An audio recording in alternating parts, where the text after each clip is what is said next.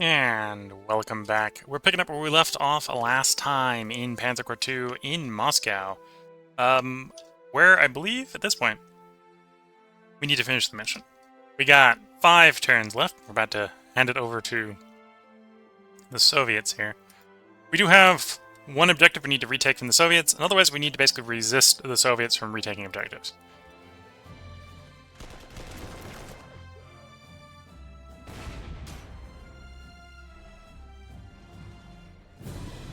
Did that Soviet just put himself deeper in my encirclement? Okay. That I suppose that works for me.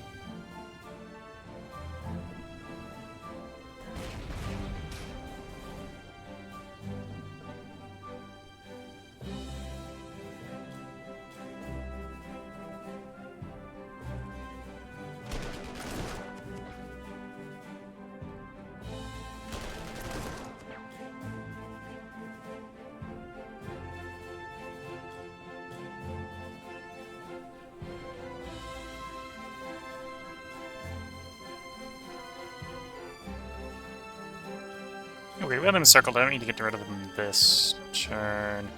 Although that might get rid of him. Might be in the operative turn there. No.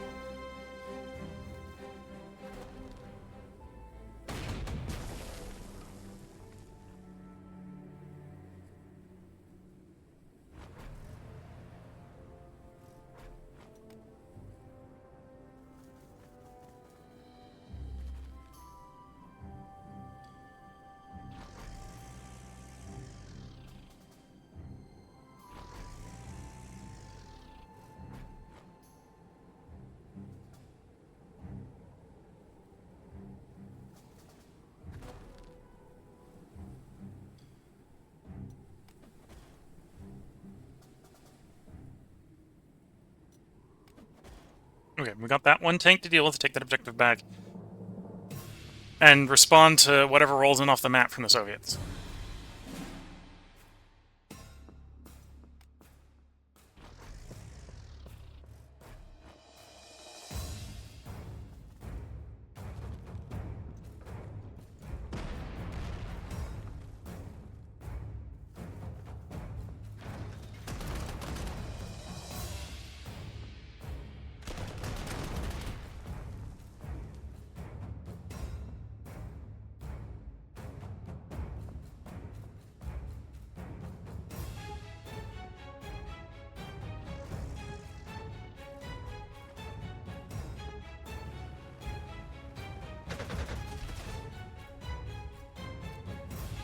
Preparation for potentially more Soviets arriving. Unprotected airfield. Otherwise, no other. Oh, there's a couple stuff down. A couple things down there. Go capture. Let's do a little bit of shimmy to maybe think about doing that.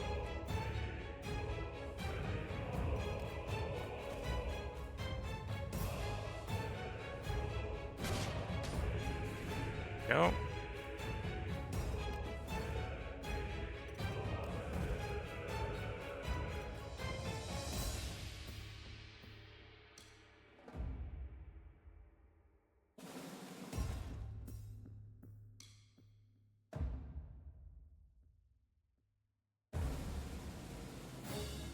Okay, there is one Soviet conscript down there.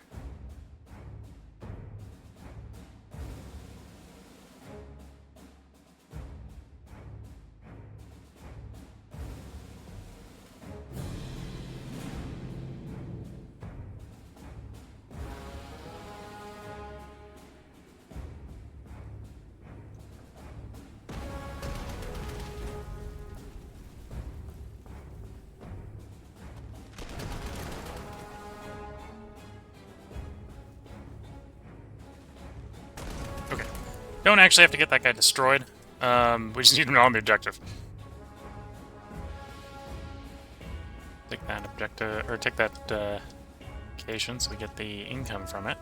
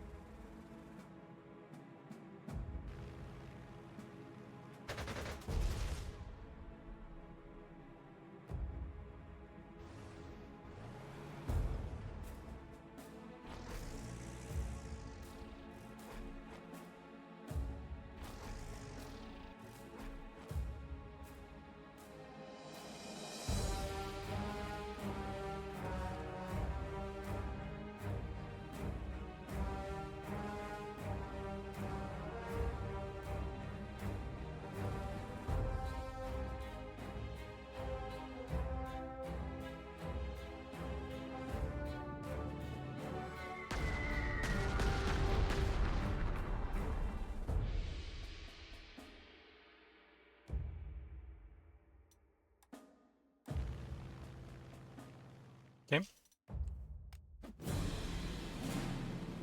Okay, so at this point, this is our last turn here on this map. The Soviets are going to get one last opportunity to take locations back.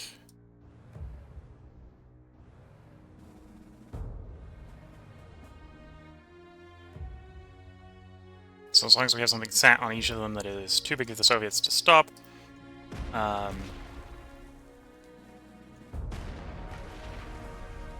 we win the mission.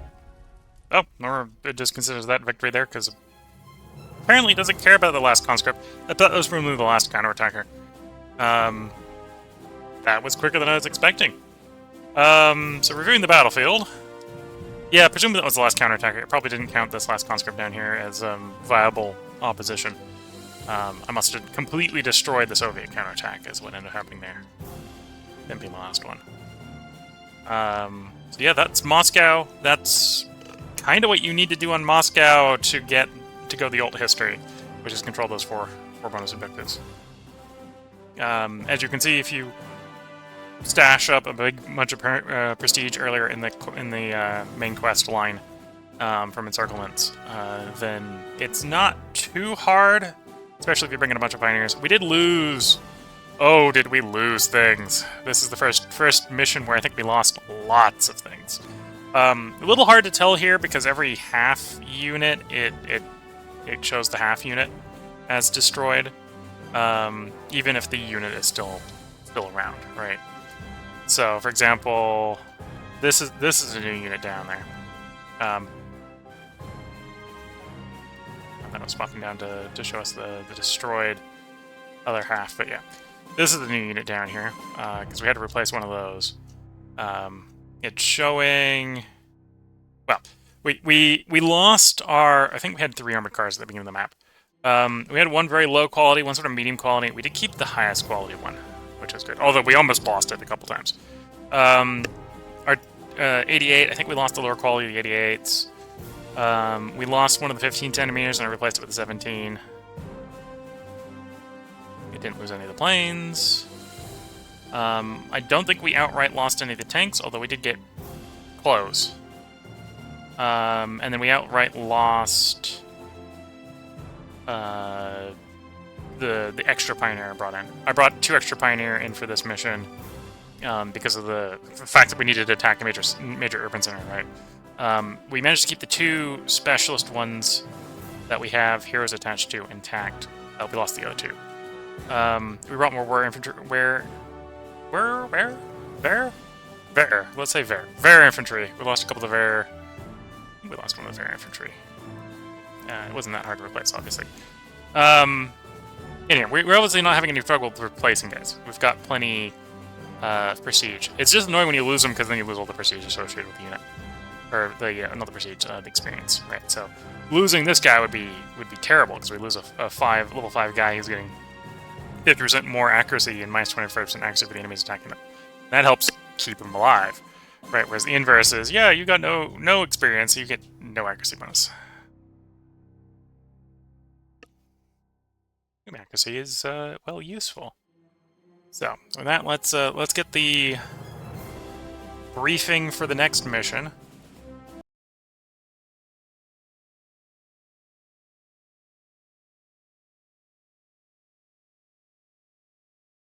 Think about what we've got going on in the next mission. In spite of your efforts against the enemy at Moscow, it appears the Soviet will to resist is far from beaten. I am as surprised as you are, but there is little use in hypothesizing. Once again, it's time to act. The Soviet winter counteroffensive has forced us to yield ground across many fronts. But I'm sending you and your men to the most critical hotspot, Kharkov. Last year's victory here is a hair's breadth from being undone, and that is unacceptable. Defend the victory hexes, and then capture all victory Our garrison hexes. forces have so far contained the Soviets, but enemy forces here are clearly gearing up for new offensives both south of Kharkov and also north of the city. Deploy your army quickly. Blunt these thrusts before they can encircle Kharkov, and then counterattack fiercely.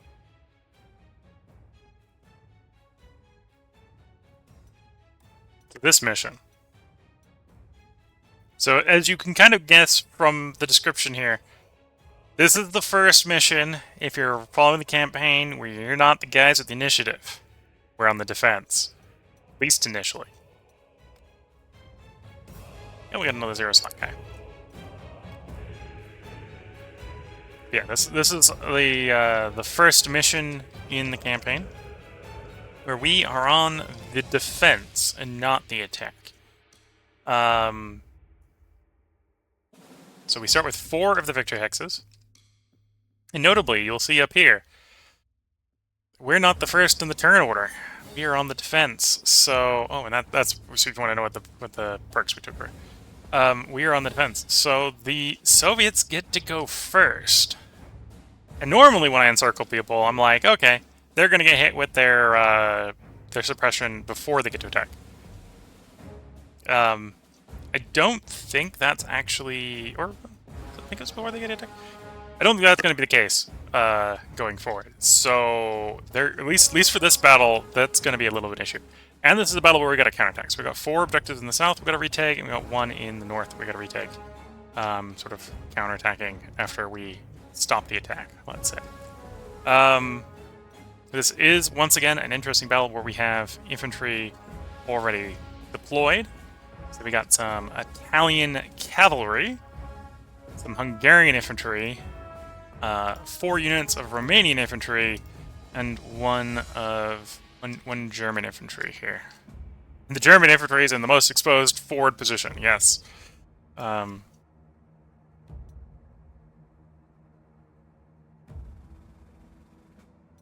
See if we got any interesting new units for this mission.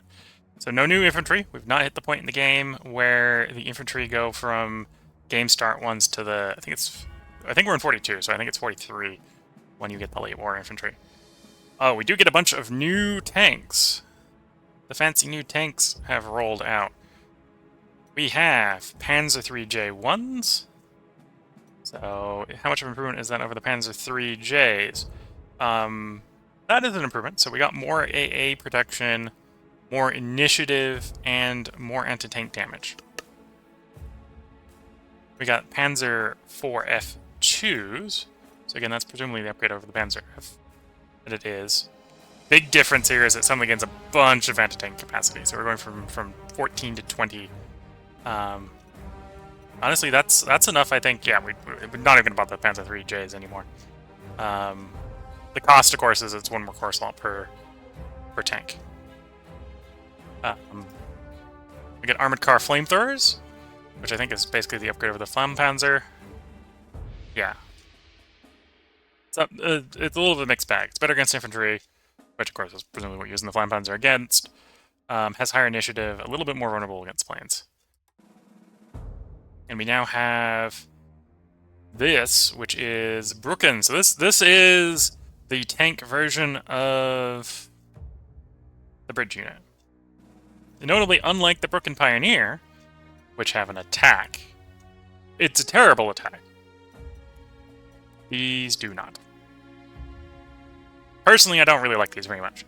Although, if you see me how I use the Brücken Pioneer, I'm weird with the Pioneer, or the Brücken Pioneer.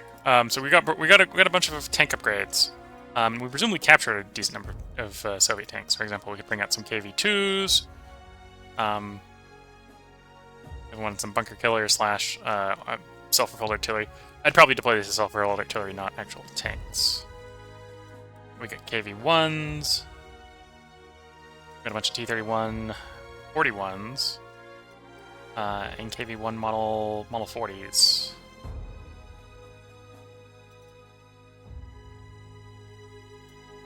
Oh, and some British Valentines.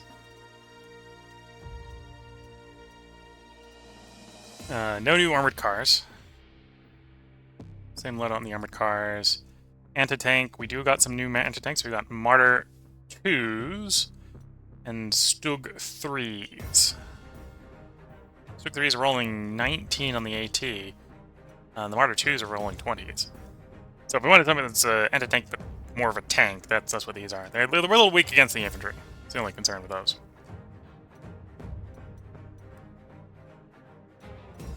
We got new self-propelled AA.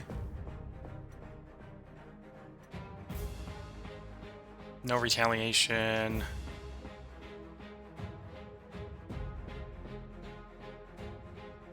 Oh, well that kind of makes sense because that's an AA support. That's the AA version. I don't know what the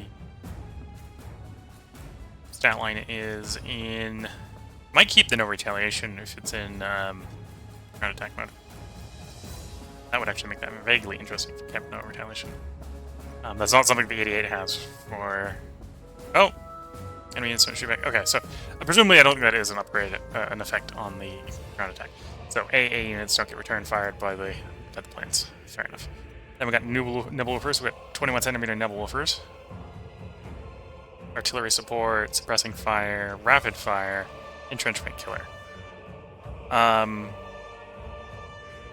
Honestly, for what I've been using my artillery for, I don't necessarily need rapid fire on them, although these aren't terrible. Especially because we sort of compare them against the 17s. Right, they're actually worse before you count for the rapid fire. Right, it's probably the best way to think about it. They're worse until you count for the rapid fire. Oh, and the big concern with the rapid fire is I think we've only got 2 ammo in here.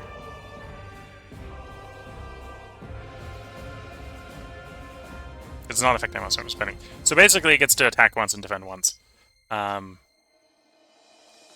of course, we've been running 17s and 21s and 15s, which all perform better before you count for the rapid fire. Although the big thing this is missing is it doesn't have AT support, right? So the 17's got AT support. The 21s don't even have anti-soft or normal artillery support. Oh, the 17s don't have normal artillery support. Whoops. I should probably upgrade the 17s to the 21s or downsize them to 15s. But 15s are special. They got the artillery support and AT support. We got AT counter battery, AT counter battery. If you've been wondering why the big guns haven't been returning fire when the infantry near them get attacked by infantry, that's why. Of course, usually I need the fire support to suppress the enemy vehicles, so AT supports the 17s are not terrible for that. We've got a fighter upgrade. So we can get a little bit more anti-fighter and a little bit more ground support capacity too with the Messerschmitt's Fs. No, F to G, right? So triples the ground anti-tank, 2 more anti-air. Not super spectacular anti-air, but that's kind of fighter planes. That's a new recon plane. We haven't been running recon planes. We got the upgrade of the recon plane. We got the BF-109PR, which is another recon plane. Okay, so that's... Do you want the recon plane to shoot, or do you want it just to recon? That's a good statement there. So these guys are better at, yeah, you know, not getting shot down by the enemy. And then these are the new dive bombers. Are these actually an upgrade over the Junker? No. Take up less slots, though. They're probably more efficient from a slot standpoint. And they're fighter bombers, so these also fight other aircraft. I guess that they're upgraded over my fighter bombers. I wasn't using the fighter bombers before either. Oh, I guess I think I lost my other fighter bomber. We had a fighter bomber as well. That went away. Now we just got the BF-10 or BF 110Gs.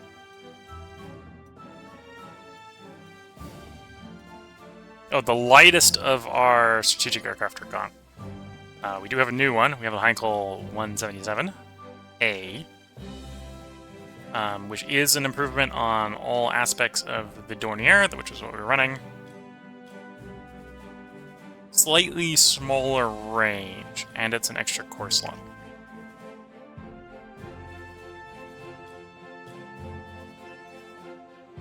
But it should do more suppression. Okay, so that's all the new things. So no new infantry. And we did gain 9 more core slots. So the fact that stuff is costing more core slots may mean that we'll just go for upgrading quality on this mission. Of course, we probably do want to bench what we don't need. I don't think I need this many Broken Pioneer. I'll probably bench you. Not sure if we'll take the Fallschirmjäger.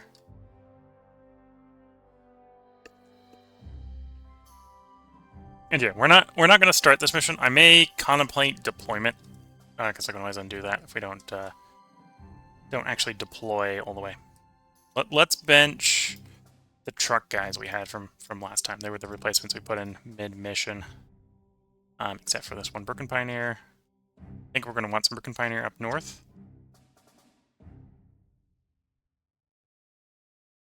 I might want some Broken Pioneer down here and force into Izium. Although they can reinforce across the bottom edge as well. Supply from the bottom edge, yeah.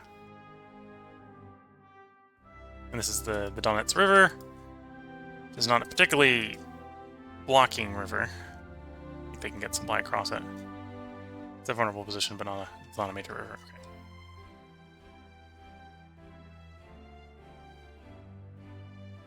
And I think we've been on a map with Kharkiv before.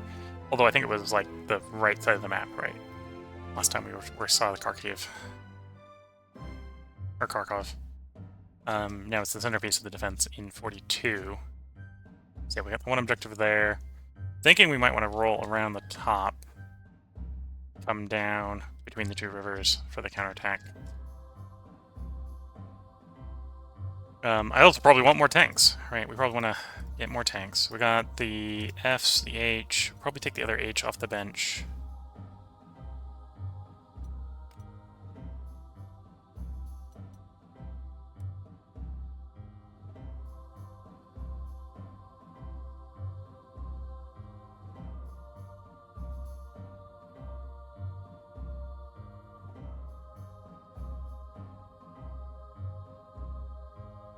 Yeah, so we basically got no experience on this one, so we're gonna bench you. That probably wants to be another 15 centimeter. We're gonna take a 15 centimeter. Do a quick heal here.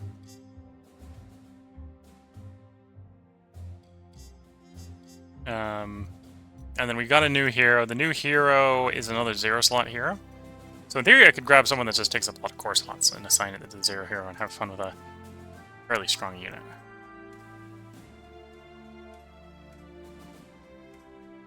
yeah, the Noble Wolfer wouldn't be that, but you would be a little bit tempting for that.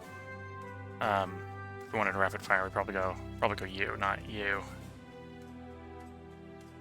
Yeah, we'd probably go Wolfram 40 over the Noble Wolfer 21 centimeter. The only reason you wouldn't is the core slot. It's one more core slot. I think, at least. I might be wrong. I'm not the best at this game. I have fun at this game, let's say. We got new tanks.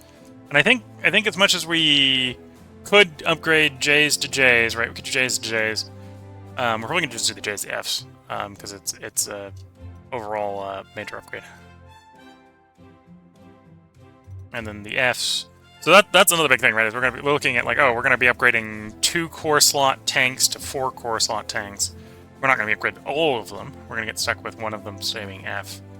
But yeah, we're gonna be upgrading tanks this mission, I think, unless we do fighters, and it is tempting to do fighters. It's tempting to do the F-109 fighter upgrades.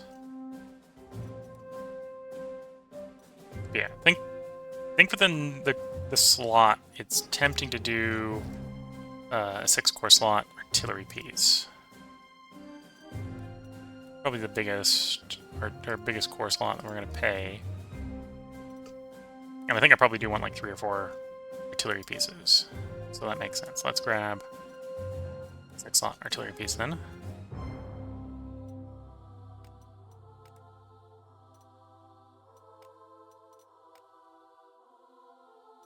So we now got 2 with no core slot cost, and 1 that we've added soft attack to.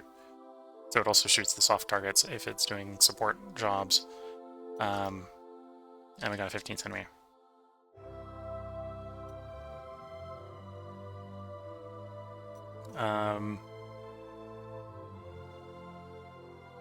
Maybe a debate whether I run those guys with the APC or with the armored car, right?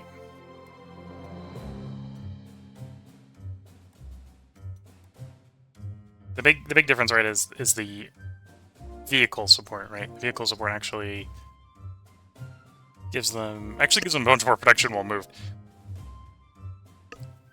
That might actually be something to take advantage of sometimes when I'm trying to body block with them, is just leave them in the half track. We're gonna bring the half track along because the half track is better at not dying. Doesn't really increase their attack power, which is fine. They're broken pioneer for a reason. They're there to build bridges and not shoot people. Except I shoot people with them a lot. I'm weird like that. Okay. Yeah, so I think that the 3s will upgrade to the new 4F2s. That's 2 upgrades. I got no armored car upgrades. Then we'll run the 2 specialists that we've got here. The no retaliation and the rapid attack for the pioneers. And I've got a lot of space. I'm going to hold off on upgrading the tanks in case I change my mind between now and next time. But yeah, I think I'm going to make this a short one. We're going to keep this closer to 30 minutes. So this is the traits we've been running this run up to here. We just finished at Moscow early in this part. So we're running Panzer General, so all the tank units cost 25% less slots. It may be minning 1 slot, so it might be that it's supposed to be 3, 4, and 5. So we're getting 2, 3, and 4. That might make sense. That might explain why fairly minor upgrade is plus 2 slots. Although, no, that would, because, yeah, alright. Yeah, all our tank units are 25% less slots. We got no overstrength, so we're not able to overstrength our units in this run. We got Trophies of Roar, so we get twice the captured equipment and twice the prestige. In the main campaign, twice the captured equipment is not super valuable, unless you specifically want to run the KVs. When you're playing the sort of grand campaign that they're slowly making, where there's more missions per year, captured equipment can be quite interesting.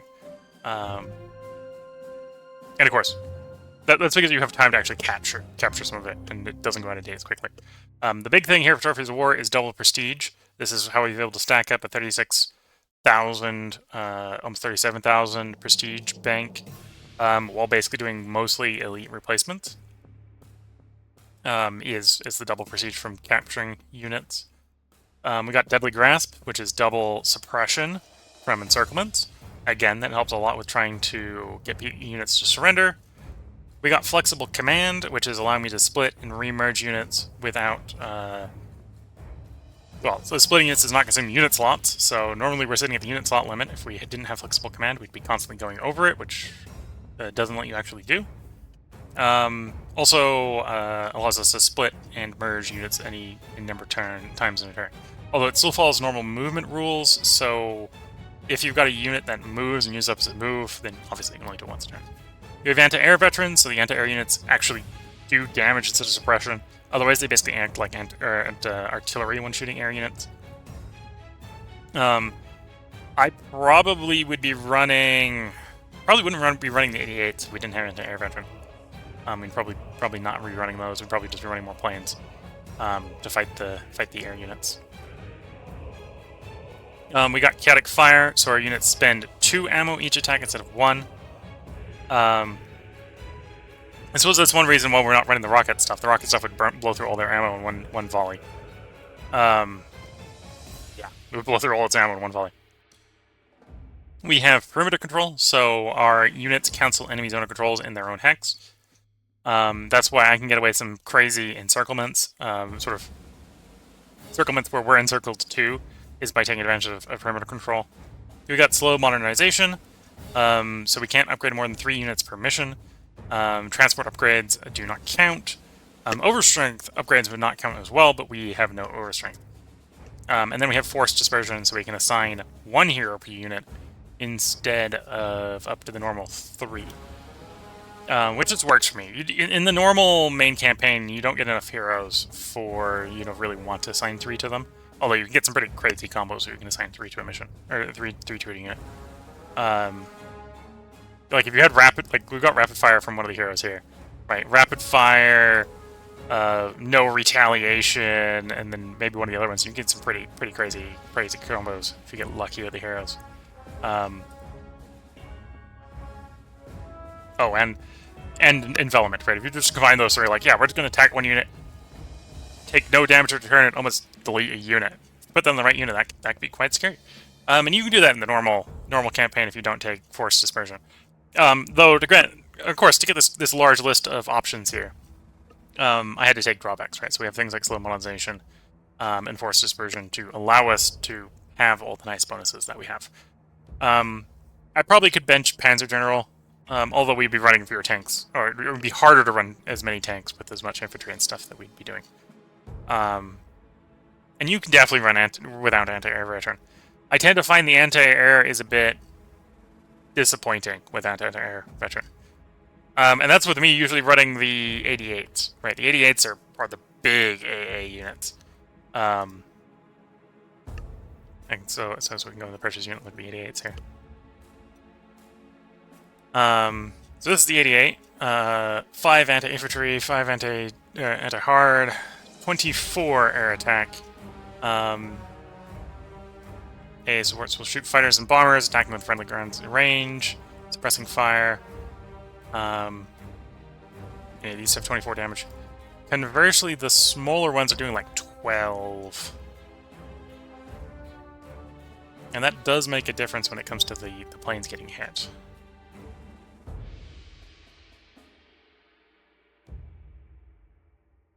I forget where their defense is. It might be 9.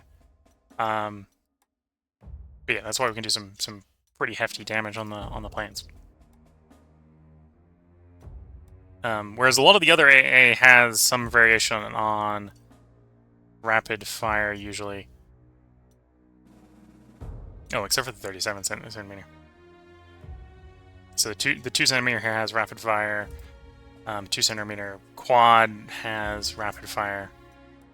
Your rapid fire, your oh, so the regular single barrels, if they're a little bit on the bigger side, to have no rapid fire. So yeah, this is a situation where if you're towing it, you probably want the 88 over the self-propelled. because you don't have rapid fire. I assume this is just a 2 centimeter on the half track, so rapid fire, rapid fire.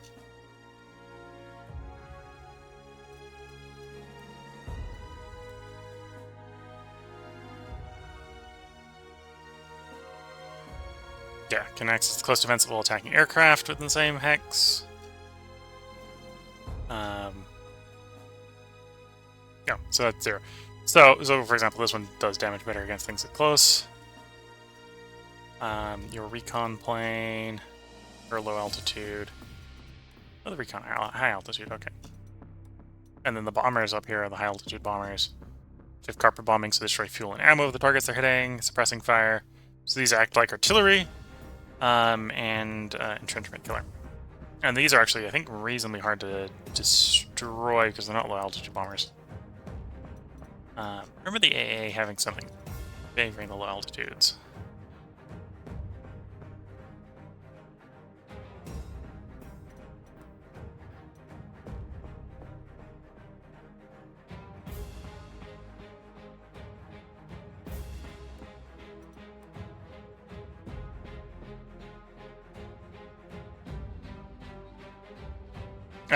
Okay, so the rapid fire ones have low altitude attack, so if they get the close defense, they do a lot more damage against the other ones. Whereas these guys are really meant to hit the high altitude aircraft. So the 88s are normally meant to be targeting the high altitude ones and not be so effective against the low altitude ones. Okay, the high altitude ones, you only get the air defense, which is 10. Whereas the low altitude ones, okay, 3's worse than 10, but the rapid fire ones can hit the zeros. Hit 0, so they're getting a bonus versus it. So don't immediately discount the fact that, oh, it's 24 versus 8, why would you want 8? These... Unless you're running the air attack, the anti-air veteran, this 8 is definitely a lot better versus low altitude attackers. Partially because the 88's running suppression. Or am I misreading that? No retaliation, AA support, suppressing fire, yeah, so it has suppressing fire. All these guys have suppressing fire. But low altitude attack with rapid fire means you're going to do a lot more damage against the low altitude aircraft at the cost of not being as effective against the high altitude aircraft. But we got anti-air veterans, so we just run the 88s all day long. The 88s, of course, they're 88mm anti-tank when they swap to anti-tank, and that's one of the better anti-tank weapons we have against the early game. Russian armor.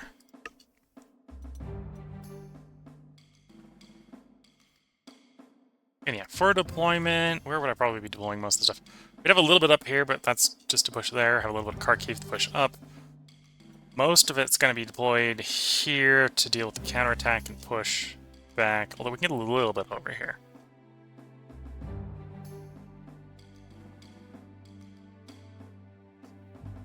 And then all the planes have to be deployed in the west. Probably deploy it all at Kharkiv. We get pretty good coverage at Kharkiv, I think. Assuming we put the heavy bombers there, yeah.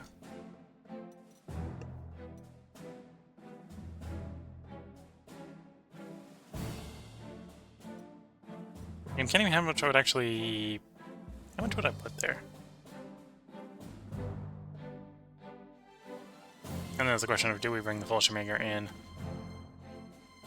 Maybe?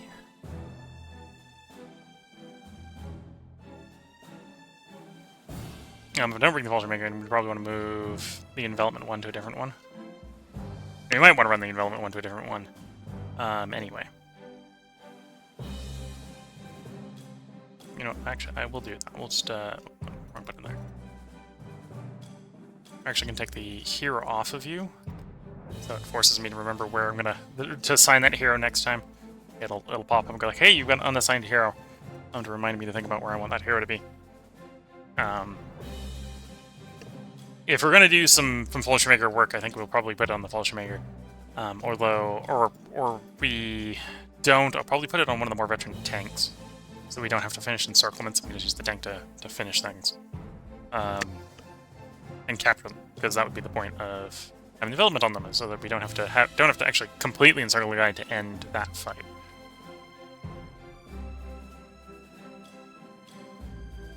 Okay, let me stop hemming and hawing, because I'm resisting the urge to start this map, because I'm not going to stay up that late to do the whole map.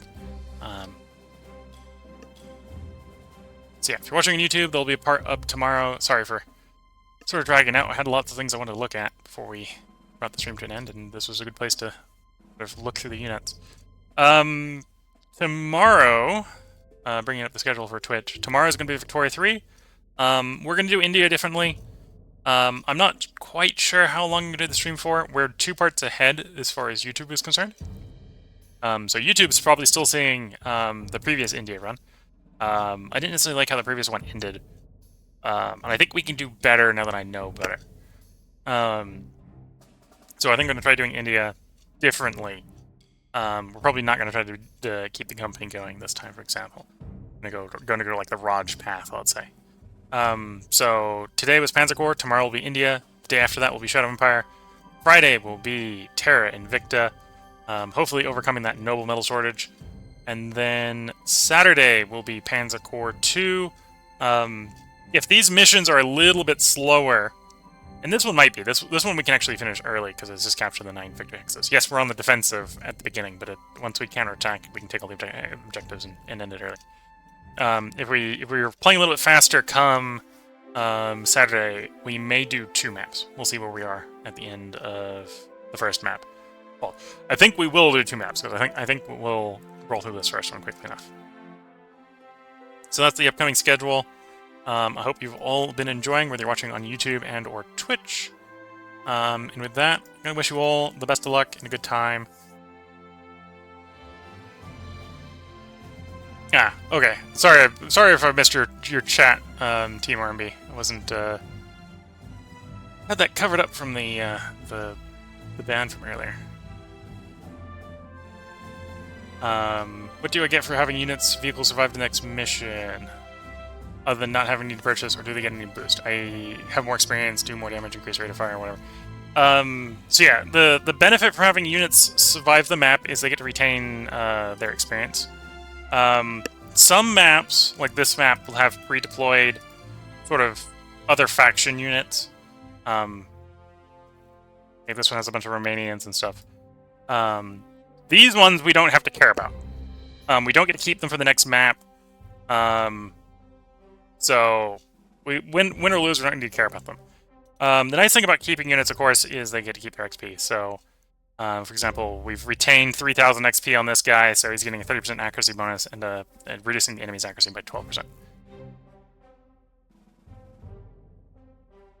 But yeah, so the XP does help. So 0% is nothing, and I think it's like 10 and 4% per level. For example, we got a full maximum XP. Armored car here, it's 50% accuracy and minus 20% enemy accuracy. I don't actually know what the default accuracy is. I think it might be affected by terrain.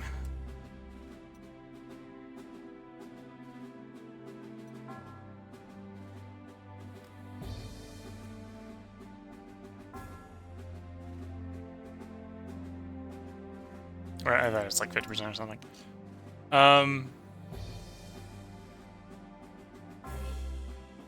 Really loved that with Myth, if you remember those games. I know others have done it, but I felt they did it well, and it was one of the first ones I saw they did it. No, I haven't played Myth the Fallen Lords and 2 Soul of Lighter. I haven't heard of those games, actually. But yeah, so to answer your question on the 25 turns, apparently it's 25 turns or completely destroy the Russian counterattack. And yeah, there's no hard limit on why it's 25 turns. There isn't a story reason why it's 25 turns, it's just 25 turns. It's just what they set for the duration. I think actually, let me put a quick, bring up the options here. I think there's an option to change map duration. Another. Oh. I have to go back up to the main menu to see it. There's some challenge modes like that make you have to do things in a quicker rate, for example. Because a lot of the game's about sort of blitzkrieging, so it's about doing things as fast as possible. On most maps, you get a bonus for finishing early. And I suppose probably on that Russia map, you would have a bonus if... well, we may have got a bonus for finishing a little bit early, but you get a bonus presumably if you kill the counterattack sooner. I didn't realize that if you killed the entire Russian counterattack, the map finished early. So I was assuming we just had to hold out for 25 turns.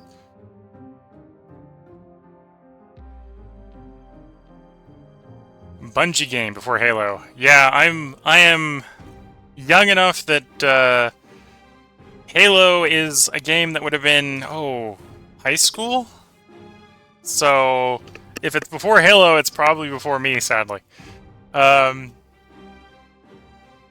yeah, there's lots of different game design choices. This game definitely has a sort of a laissez, easy sort of supply system where your unit resupplies at the beginning of the turn, assuming it's not encircled. The way you basically figure out if it's encircled or not is, can you, without having to go through other guys' zone of control, the enemy's zone of control, make your way to the map edge or supply hexes? So there's an example of a supply hex. So these can't be encircled. They're supply hexes. Kharkov is a supply hex. So it's the same as a map edge, basically, with those ones. The Russians, for example, on this map do not have any supply hexes, so they're just the edge of the map.